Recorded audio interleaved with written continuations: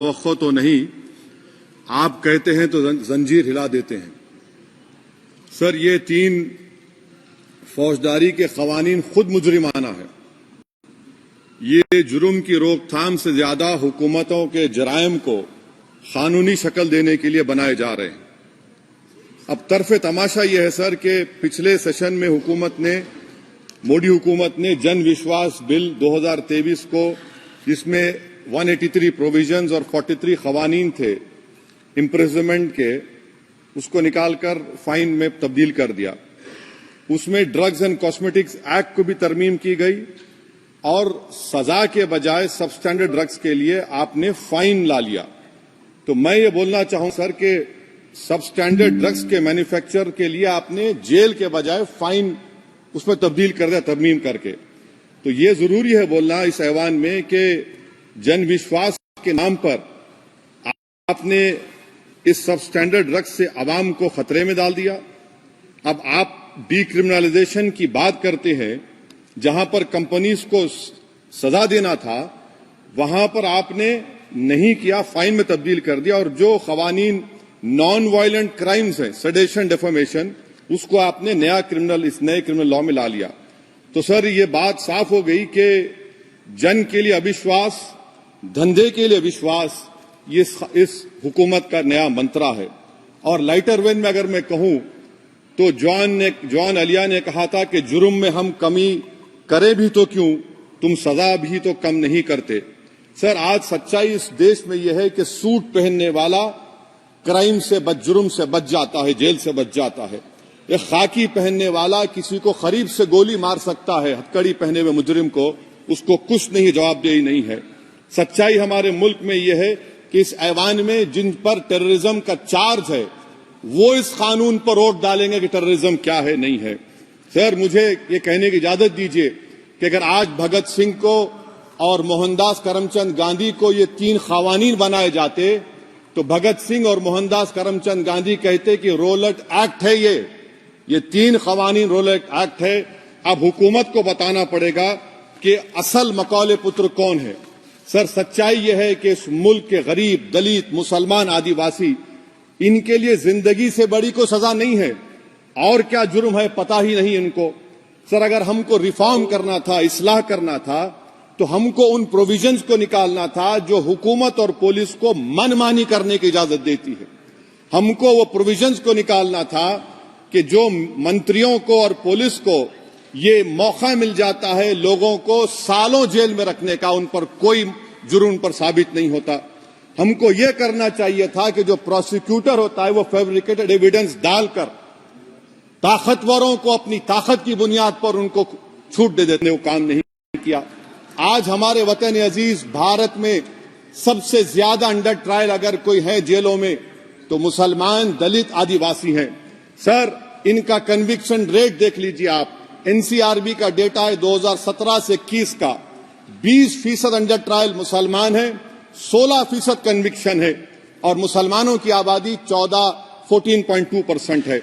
Preventive detention ले लीजिए, जिसको इस्तेमाल किया जाता है जुडिशियल प्रोसेस को सबवर्ट करने के लिए और फेयर ट्रायल को सबवर्ट करने के लिए।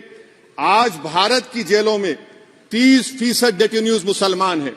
उत्तर प्रदेश में 2017 में 33% मुसलमान डेटेन्यूज थे। आज 83.9% उत्तर प्रदेश की जेलों में मुसलमान डेटेन्यूज है। सर, एक और मिसाल दे रहा हूं, CSDS की रिपोर्ट है, थिंक टैंक है बहुत बड़ा, जो कहता है कि they have found substantial prejudice against Muslim police force. Bihar, Maharashtra, Uttarakhand, Jharkhand, 2/3 of the surveyed police personnel believe that Muslims were more inclined to violence than members of the communities. ये empirical evidence है। इसी रिपोर्ट में कहा गया कि 35% जिन पुलिस के अहदेदारों का सर्वे किया गया उन्होंने मॉब वायलेंस को नेचुरल करार दिया, खास तौर से उन केसों में जहां पर काउ स्लॉटर होता है। CJPAP का इन्वेस्टिगेशन रिपोर्ट है सर कि कोविड-19 के दौरान जिन लोगों 25% मुसलमानों का अरेस्ट किया गया था, ये बायसनेस नहीं है तो क्या है। मध्य प्रदेश में मुसलमान 7% के करीब हैं और 21% मुसलमानों का नाम सर FIR में डाल दिया गया था। सर, प्रोजेक्ट 39 ने, नेशनल लॉ यूनिवर्सिटी ने उन लोगों का सर्वे किया जिन पर सजाए मौत दी गई। हैरत अंगेज बात यह है कि सर 76% बैकवर्ड क्लास, दलित और रिलीजियस माइनॉरिटी से ताल्लुक था। कितने दलित और एसटीज डेथ रो पर हैं सर? महाराष्ट्र में 50%। कितने मध्य प्रदेश में है सजाए मौत के? 36% दलित और आदिवासी। कर्नाटका में 36%, बिहार में 31%, झारखंड में 30%, गुजरात में 19 लोग जो सजाए मौत के इंतजार में हैं, 15 मुसलमान हैं। केरल में 60% जो सजाए मौत के मुलजिम है रिलीजियस माइनॉरिटीज है। सर आखिर इस देश में कब तक ये चलता रहेगा कि अनस्पोकन रिजर्वेशन उन लोगों के लिए, उनके पास पूरा पॉलिटिकल पावर है, और एक अनस्पोकन रिजर्वेशन है दलित, मुसलमान, आदिवासियों के, इनको जेल में रहना पड़ता है।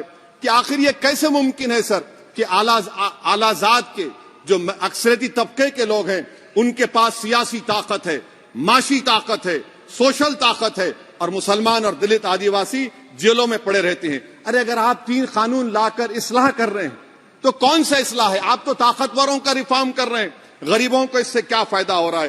तो जैसा अंग्रेजी में कहा गया था कि the cure is dangerous than the disease. Sir अब आप आ जाइए BNSS पर, क्लॉज 187, डिटेंशन का पीरियड देख लीजिए सर 187(3) में, यानी 15 दिन से ज्यादा आपको मुश्किल है प्रेजेंटली। अब आपने प्रोविजन दे दिया कि 90 दिन तक आप कभी भी 5 दिन का, 6 दिन का, 10 दिन का, यानी 90 दिन तक किसी को बेल नहीं मिलेगी। और हैरत अंगेज बात यह है कि UAPA के कानून में जिसको जेल में डाला जाता है UAPA में, 30 दिन के बाद एक सुपरिटेंडेंट ऑफ पुलिस को कोर्ट में एफिडेविट देना पड़ता है कि क्यों आप पुलिस कस्टडी ले रहे हैं जेल से। आपने वो भी निकाल दिया। यानी जिस किसी को भी आप इस कानून में अरेस्ट करेंगे, UAPA से ज्यादा मैं 90 दिन जेल में रहूंगा। और कौन रहेगा जेल में? मुसलमान रहेगा, दलित रहेगा, आदिवासी रहेगा, और बेल उसको नहीं मिलेगी। तो ये खुद सुन लीजिए, तो यानी कन्विक्शन नहीं होगा, ना बेल मिलेगी, क्योंकि पुलिस कस्टडी है। ये कानून में है सर, आप मुझे करेक्ट कर सकते हैं। अच्छा, DK बासु के गाइडलाइंस को आपने अडॉप्ट नहीं किया। क्लॉज 53(1), आप ये भी नहीं कह रहे कि भाई कौन उसको एग्जामिन करेगा? तो discretion of the medical practitioner. अरे आप ये पुलिस में जब जाते हैं तो पुलिस इतनी खातिर तवाज़ो करती है कि तलवों से लेकर जिस्म तक पूरे निशानात उसके जिस्म पर रहते, और आप कह रहे हैं कि मेडिकल प्रैक्टिशनर डिस्क्रेशन करेगा तो होगा। अब आप आ जाइए सर इसके ऊपर, आपको बता रहा हूं सर। अब आप देखिए क्लॉज 187 तो आपके सामने जिक्र कर दिया मैं सर। अब आप देखिए क्लॉज 472 मर्सी पिटीशन, आर्टिकल 79 और 161 का कॉन्स्टिट्यूशन का हिस्सा है, और ये आप कानून लाकर कहती हैं कि उसकी तरफ से मर्सी पिटीशन डालेगा तो कन्विक्ट, लीगल है, अदर रिलेटिव। सर जो सजाए मौत काटेगा वो तो आधा पागल हो जाता है जेल में। आप थर्ड पार्टीज को मौका नहीं दे रहे। ये कौन सा इंसाफ है बताइए आपका? ये कौन सा इंसाफ है आपका? और फिर सर आप ये बताइए कि थर्ड पार्टीज को बाहर कर रहे हैं। अच्छा, कितना टाइम आप दे रहे हैं? कितना टाइम आप दे रहे हैं कि सुप्रीम कोर्ट के रिजेक्शन और SLP के बाद 30 दिन और गवर्नर के रिजेक्शन के बाद 60 दिन? ये कैसा इंसाफ होगा सर? सुप्रीम कोर्ट ने कहा कि multiple mercy petitions can be filed, आपने उसको भुला दिया। अच्छा सर, अब आप एक और बात देख लीजिए, क्लॉज 479 में ये कहते हैं कि अगर कोई डिटेंशन पीरियड अपना 1/2 ऑफ द क्राइम जो ऑफेंस का पूरा कर लिया तो उसको बेल मिलेगी। आप तो उसको और खतरनाक कर दिए हैं। आप ये कहते हैं, उसमें ये कहते हैं सर, यहां पर आपने कह दिया क्लॉज 187 में, सॉरी सर, ये डिटेंशन मल्टीपल क्लॉज 479 में अगर एक से बढ़ के ज्यादा ऑफेंस होगा, या ऑफेंस होगा लाइफ इम्प्रिजनमेंट का, या पेंडिंग होगा, तो उसको बेल नहीं मिलेगी। अरे हम तमाम तो, ऋषिकांत दुबे आप पर जब केस लगा, आपने कहा आपकी गाड़ी पर हमला हुआ, मैं जानता हूं, आप पर तो एक सेक्शन नहीं लगा, कई सेक्शन आप पर लगा दिए गए, तो फिर मुझे बेल नहीं मिलेगी। ये क्या कर रहे हैं आप? किस लिए कर रहे हैं आप? दादा भी लगा रहे, भाई आज आप वहां बैठे, कल आएंगे इंशाल्लाह, फिक्र मत करिए।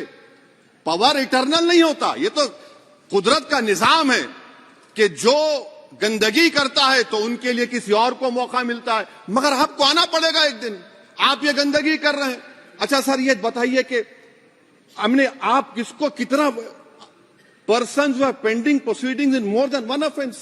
और चार्जशीट में कई आते हैं, यानी जब हम पर केस बुक होता है सर तो फूल का गुलदस्ता आता है, हर सेक्शन होता है उसमें, तो मुझे बेल नहीं मिलेगी।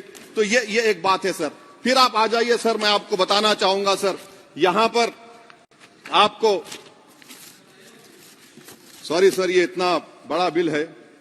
फिर आप टेररिज्म पर सर, बीएनएस का टेररिज्म सर, ये बड़ा ही डेंजरस आपने खतरनाक आपने काम किया है। इससे दहशतगर्दी का मुकाबला नहीं होगा, सिविल लिबर्टीज खतरे में पड़ जाएंगे। और सबसे बड़ी बात तो यह है सर, इसमें आपने नोटिफाई करेंगे किसी को टेररिस्ट, कोर्ट क्यों नहीं करेगा? पुलिस वाला कैसे करेगा मुझे टेररिस्ट नोटिफाई? किसी ऑर्गेनाइजेशन को टेररिस्ट घोषित कर देंगे। तो यह खुद सेपरेशन ऑफ पावर्स का वायलेशन है, जुडिशियल इंडिपेंडेंस का वायलेशन है और इंदिरा गांधी वर्सेस राजनारायण केस का वायलेशन है। तो ये मोदी सरकार जुडिशरी के पावर्स को छीनकर खुद जज जूरी एग्जीक्यूशन बन रही है। किसी शायर ने बड़ा अच्छा कहा था सर, वही कातिल वही मुखबिर वही मुंसिफ ठहरे। सर मैंडेटरी वीडियो रिकॉर्डिंग आपने कहा कि जिस जगह पर इस प्लेस पर सर्च होता है वीडियो रिकॉर्डिंग की, मैं ये कहता हूं कि जब मेरा अरेस्ट होगा वीडियो रिकॉर्डिंग करिए, क्यों नहीं करते आप?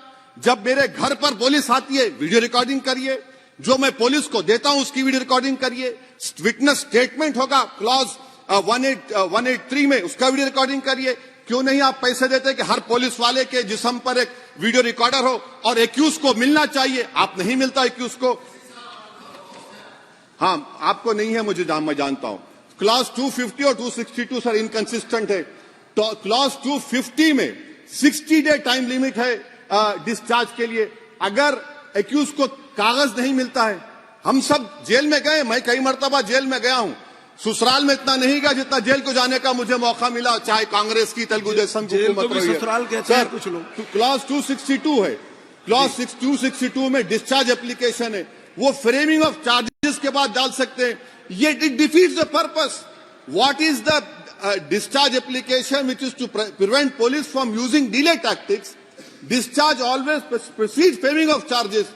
आप मैं उस वक्त तक डिस्चार्ज नहीं डाल सकता जब तक कि वो नहीं होगा। अच्छा क्लॉज 251 263 देखिए sir, time limit for framing of charges in cases of session trials 60 days of first hearing charges, warrant charges should be 90 days। मगर आपने क्या किया, होशियारी देखिए, बर्बाद करने का कहानी। 193(9) डाल दिया आपने, Can it prescribes a 90-day time limit for further investigation? For further investigation, what will happen when supplementary charge sheet are put? Will the accused be acquitted? क्या मुझे छोड़ देंगे आप? क्या कोई time light? This is a dead letter. यानी आप तो पूरे का पूरा सिविल राइट्स लिबर्टीज बोलिए सब छीन ले रहे। अच्छा सर, इसमें आपने लिंचिंग का एक कानून बनाया बीएनएस में, सेक्ट क्लॉज 103 में। अब आप इसमें देखिए सर, लिंचिंग कब हो सकता है? जब आप ये बताएंगे कि ये पर्सनल बिलीफ पर मारा गया, किसी को जेंडर पर मारा गया, कास्ट पर मारा गया। सर आप तो एक्यूज को तो मौका दे रहे हैं छोड़ने के लिए, आप तो एक्यूज को मौका दे रहे हैं। अच्छा पर्सनल बिलीफ में रिलीजन क्यों नहीं लिखते भैया आप? इन तीनों कानून में रिलीजन इस्तेमाल किया गया, पर्सनल बिलीफ में रिलीजन नहीं आता। अच्छा सर आप ये भी देख लीजिए कि 190 सर 190 में अनलॉफुल असेंबली है, 5 और मोर एक्टिंग टुगेदर। फिर ये क्यों कर रहे हैं आप? 5 मिलकर भी मर्डर करेंगे तो एक 103 भी तो आपने कर दिया। तो इनका यानी ये तो इसका अनलॉफुल एक्टिंग टुगेदर है। अच्छा सर मैं आपको बताना चाहूंगा, आपके ये बीएनएस का 172(2) आप देखिए कि पेटी केसेस में when the occasion is passed, किसका मतलब क्या है? व्हेन द ओकेजन होगा क्या सर? अब आप हम चुनाव लड़ते तो जो हमारा जो पार्टी अपोजिंग रहती है वो कहती है कि इनके 25 लोगों को 50 लोगों को गिरफ्तार कर लो, गिरफ्तार कर लेते मेरे बूथ के एजेंट्स को, और बोल रहे व्हेन, उसमें आप लिख रहे क्या है? When the occasion is passed, माने पास हो जाएगा पोलिंग के 5 बजे छोड़ देंगे।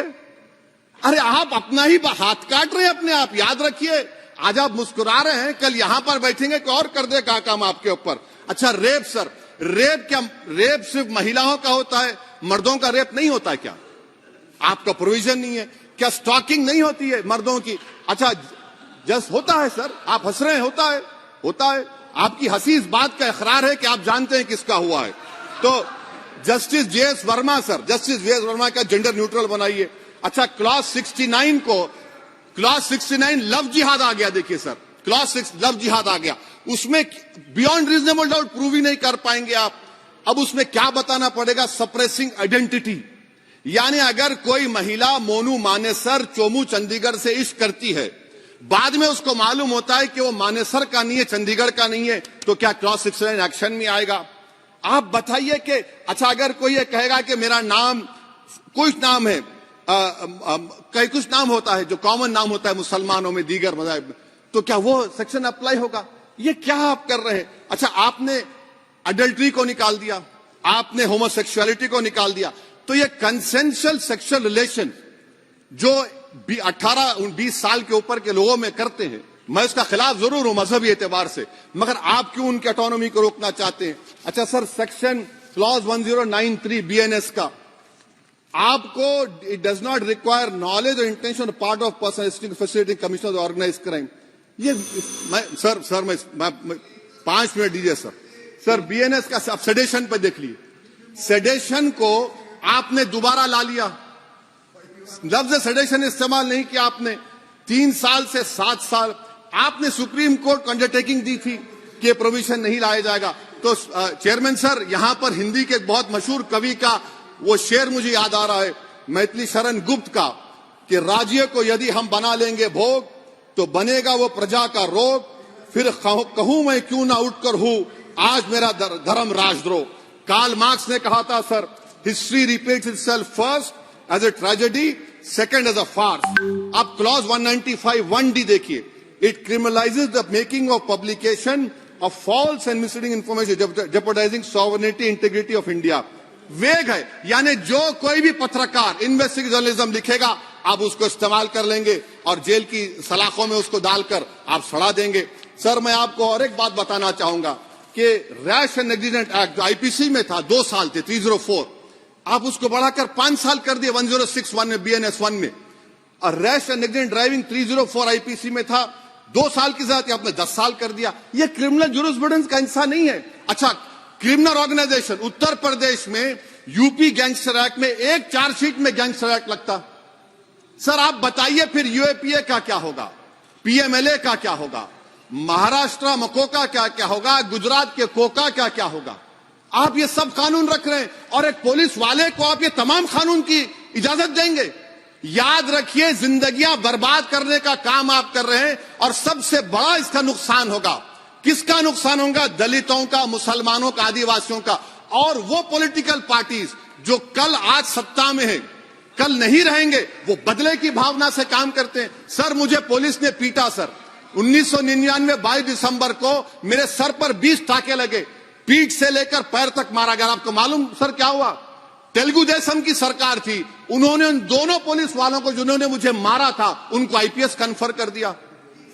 आईपीएस करने, अरे मैं तैयार हूं मरने के लिए, तुम मारोगे क्या? बोलो कहां मारोगे बताओ? अरे तुम कहां मारोगे? तुम्हारी गोलियां खत्म हो जाएंगी, मैं जिंदा रहूंगा। अरे तुम्हारी गोली डरने वाला बैठो तुम, अरे चप्पन देखे बैठो तुम। प्लीज आप बैठ जाइए। टेररिज्म का देखिए सर, आप बैठ जाइए प्लीज। यूएपीए का सर मैं खत्म कर, टेररिज्म उनको रोकिए sir. Okay please sit down. हाँ तुम गोली मार सकते, सस्पेंड नहीं कर सकते और कुछ नहीं कर सकते सर। टेररिज्म का डेफिनेशन में आप देखिए, यूएपीए का सेक्शन 16, यूएपीए का सेक्शन 16 क्लॉज 113 में आ गया, यूएपीए का सेक्शन 15 क्लॉज 131 में आ गया। देख लेंगे उसको, देख लेंगे। यूएपीए का आपत्तिजनक अंश निकाल दिए जाएंगे। यूएपीए का क्लॉज 18 113 4 में आ गया, यूएपीए का क्लॉज 18 113 3 में आ गया, यूएपीए का क्लॉज 20 113 5 में आ गया, यूएपीए का सेक्शन 19 113 6 में आ गया। अरे भाई साहब फिर क्या बचा है?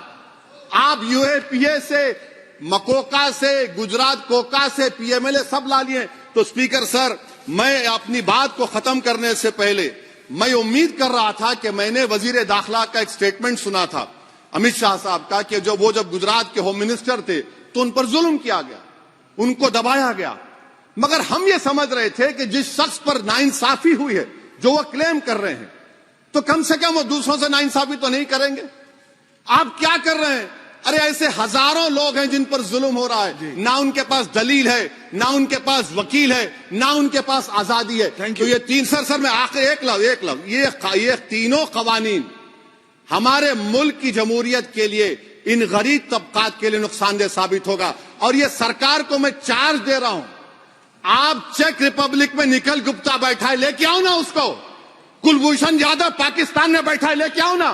कतर में हमारे फौजी बैठे, लेके आओ ना उनको। अरे कहां तुम्हारी देशभक्ति है? अरे निखिल गुप्ता को लाओ, इस कानून में इस्तेमाल करो, मगर वो नहीं बोलेंगे। मैं इस कानून के मुखालिफत में खड़ा हूं जो भारत की जमहूरियत के लिए खतरा बनेगा। शुक्रिया सर।